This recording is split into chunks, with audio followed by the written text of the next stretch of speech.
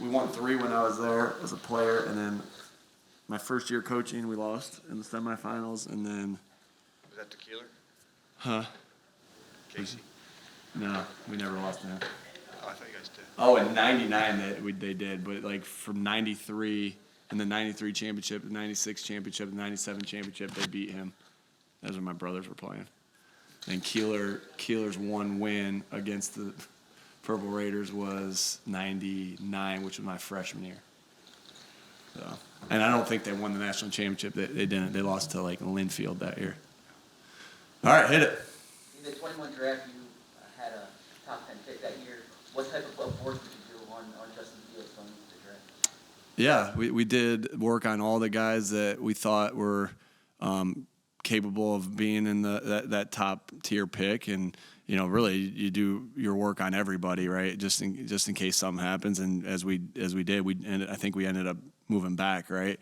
So you did a lot of work on a lot of different guys, and so. That's the cool part of being head coach. You get to do the offensive guys and defensive guys, and saw a lot of good players there, and got to have an opinion on a lot of guys. And definitely we watched Justin, and he had a big time college career, and you saw his ability to make throws, and have play with a lot of athleticism, and he's doing a good job of developing in the NFL. His coaches are doing a good job of developing him, and he's doing a good job of developing himself as he's having a pretty good year this year. Hey Nick, are trap games real? Would this one qualify, and if so, how do you guard against it? No, I don't really believe that, because if your preparation is the same each and every week, it doesn't really matter. We all understand this, is that everybody in this league can play. Everybody in this league, if you're not on your game, can beat you. And we know about this team that we're playing, whether their record is what it is, but they've been in every single game. I was watching the 4-minute tape yesterday. We're game planning 4-minute, and it was just game after game after game after game. Like there's another 1-score game, because sometimes when you watch it, and sometimes you don't watch games until the end of the week. You watch cut-ups, right? And so when I'm watching these cut-ups, you don't realize how close all these games have been, but you see it on tape. You see, like, hey, this is a good team. They got players at every level. They got offense. They got defense. I know they're well coached, and so they've been in every game. But as far as a trap game, that doesn't exist in the NFL. It just you have to be on your game every single week, or it doesn't matter. You can lay an egg if you're not on top of your stuff. Cowboys and headlines last week. Has there been any need for you to reiterate some of those messages at all? I think the back and forth more has been, from what I've seen, is like, no offense, like you guys are asking them about it, and they're saying, well, a lot of the times I'm hearing what they're saying is we're focused on the Bears, and and so we don't take much stock into that, and. Listen, our job is to get ready for the Bears, and that alone. And so we're solely focused on that. We're solely focused on what we need to do to win this game. We're solely focused on doing the things that we can control. All we can control right now is our meeting just got done. We can control that, and now all we can control after this is us going out in the field and having a good practice and put ourselves in position to go 1-0. That's all we're focused on.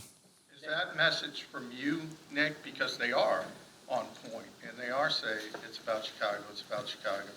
Does that start with you? Oh, I think it starts with the entire organization, our captains, myself, our coaches, our leaders on this football team, is that we're solely focused on how we get better today. And that's all, again, it's like control the things you can control. And so I think that's just coming from all angles. Of course, I'm preaching it every day, and then I hear our players talking about it every day. So it's from all of us. With Dallas back on the practice field yesterday, what are his chances of being activated at this point, and laying any concern?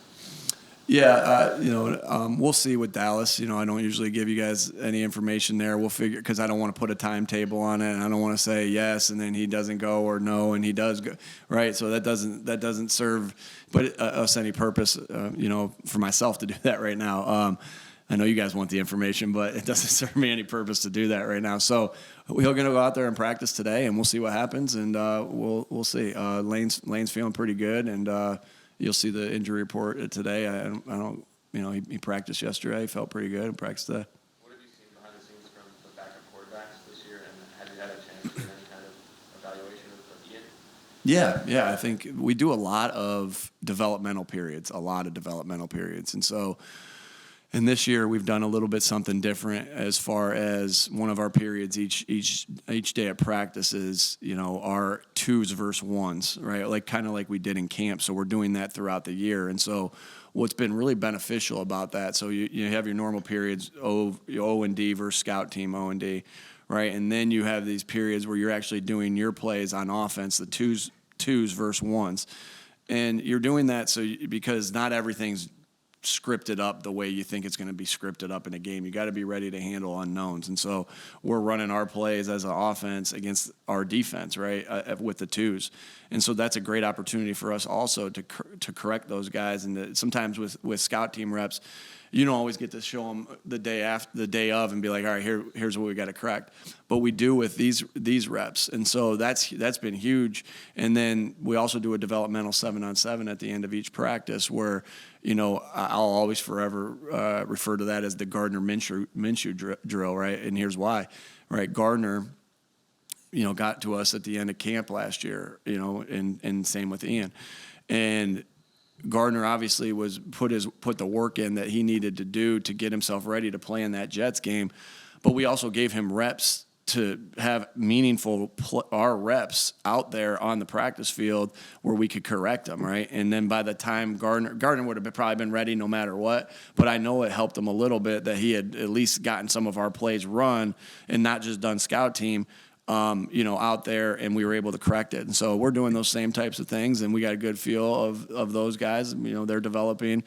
Gardner's always, we've seen Gardner play, right? We all know how Gardner is, and I'm really excited about Ian and how he's been developing. He works hard. He's smart, and he's doing some nice things out there on the practice field.